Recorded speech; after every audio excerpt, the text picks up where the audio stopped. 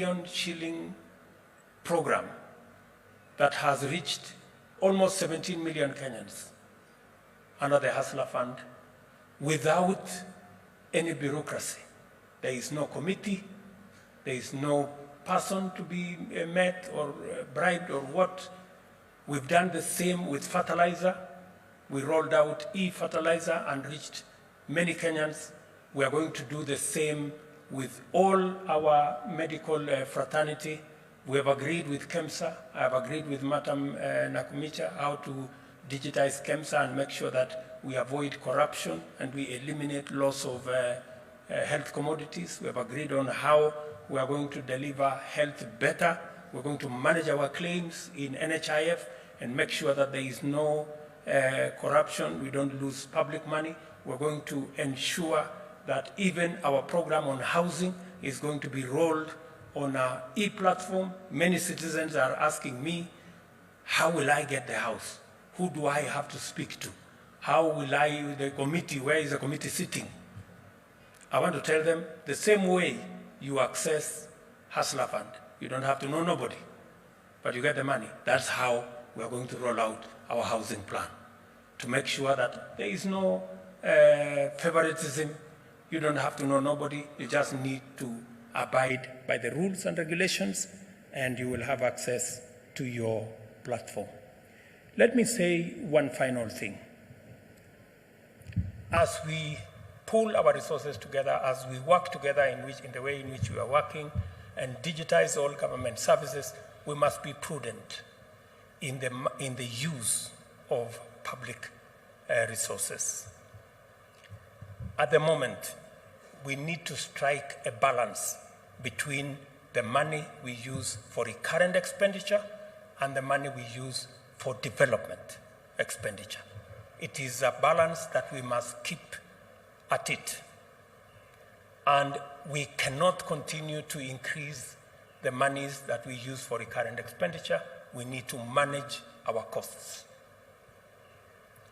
I know there is a proposal by the Salaries and Remuneration Commission for the increase of salaries of different cadres of both civil servants and other public servants.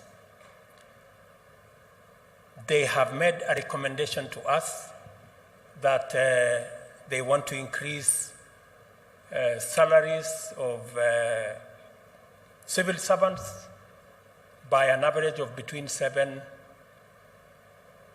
and 10%, and that is from office assistants all the way to people who serve below the PSS. And because of the economic times we live in, we have approved that salaries of other civil servants can be adjusted beginning tomorrow. So our teachers, our policemen, our people serving in the military space, people working in government offices, we have agreed that because of where we are today, your salaries will be adjusted by between 7 and 10% from tomorrow. But for the other people, the state officers, myself, my deputy, ministers, PSS, na wale wadosi wengine wa bunge, na wale wengine, sisi mambo yetu tungoje. Tafadhali. Hiyo mshahara itakwama hapo. Mimi nimeona watu wanasema mshahara ya kuna watu fulani, hapana. Hiyo mshahara ingoje hapo. Until I have instructed the SRC to give us international best practice, because we need to reduce the gap between all of us who work for the people of Kenya. We need to make sure that the gap between the person paid the least and the person paid the most is not too big, because we are all workers. It is not possible that the people at the top earn 100 times more than the people at the bottom. It's not right. Because we live in the same country, we buy the same food, we go to the same shop, we go to, I have told SRC there is an internationally accepted, it's called compression formula. Until they come back to me to tell me we meet that threshold, hii salaries yetu itangojea. Until we are all living the same. I have also instructed SRC that there are parastatals, there are universities where the vice chancellors and the MDs earn more than even the president. I want to know what those people, what they do. No, I mean honestly.